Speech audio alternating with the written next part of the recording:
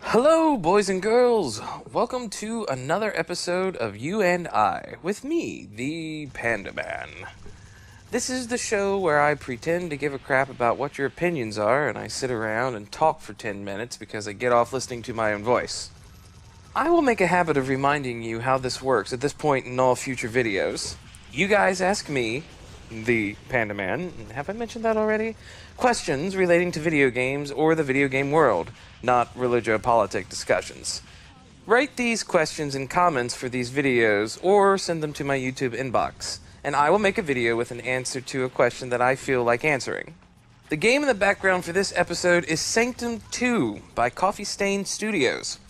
My gameplay on this level is atrocious, and I recommend minimizing this one and just listening to my smexy voice instead.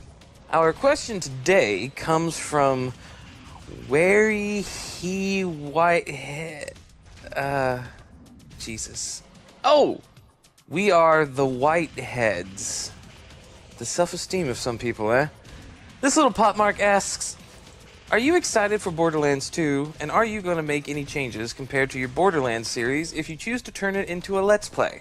Of course, he did ask this a year ago for the first episode, but it's not his fault I work more overtime than my regular hours now, then is it? This was asked back before Borderlands 2 was even out, and since I still haven't played it, I can answer this as candidly as I would have the first time I read it. It's not the most thrilling of questions, but it does give me an opportunity to rant. First of all, I think I should mention that I do love Borderlands in the sense of mindless fun that it brings. It's got a really shit story. There's no other way to describe it, really, and the NPC characters aren't worth remembering. The main villain, Whore Bitch McUglytits, is less memorable than Ninetoes because he wears a sign on his crotch and has two mutts tougher than he is. But let's not forget what we look for in a video game. A game. Gameplay-wise, Borderlands goes beyond solid and is just plain addicting. That's really the standard I'll be holding Borderlands 2 to. I could have worded that better. That's really the standard to which I will be holding Borderlands 2. There we go. But honestly, if I can't get a good single-player experience with a more hectic and fun multiplayer experience like I did the first game, I won't be a happy panda. I waited for the first one to go on a sale for fear of whether or not I would get my money's worth, and although I did 10 times over, I'm not going to assume the second one is good just because of that. Why? It's not because of the Gearbox and Colonial Marines debacle, let me tell you. Let's not forget that came after Borderlands 2. But it does revolve around what I said before. Borderlands is a fun game, but has no substance. It's just mindlessly shooting everything that moves, hoping an orange gun pops out in a particle effect of rainbows.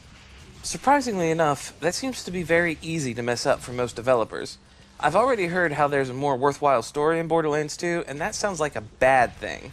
But of course, I will give it its fair dues and probably love it. Foxy and I will probably do a playthrough of it just like before, and I am waiting for a Game of the Year edition so I can have all the DLC to boot. Now all I need is the time to do it.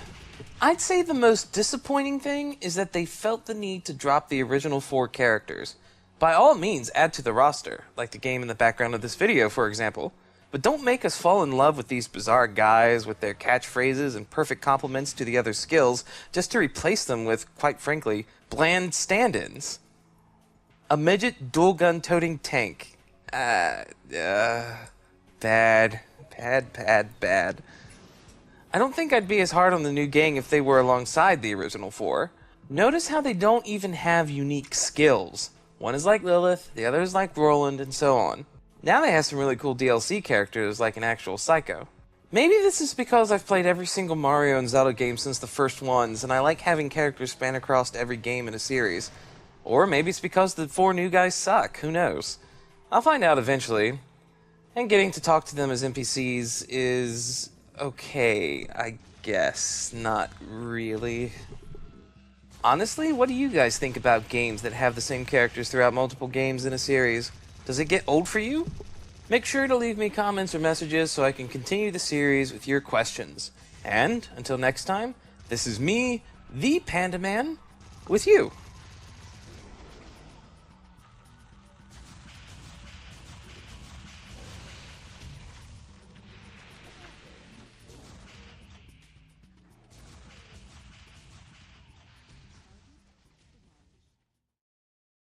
I will make a habit of reminding you how this works at this point. There's a blooper. Get off.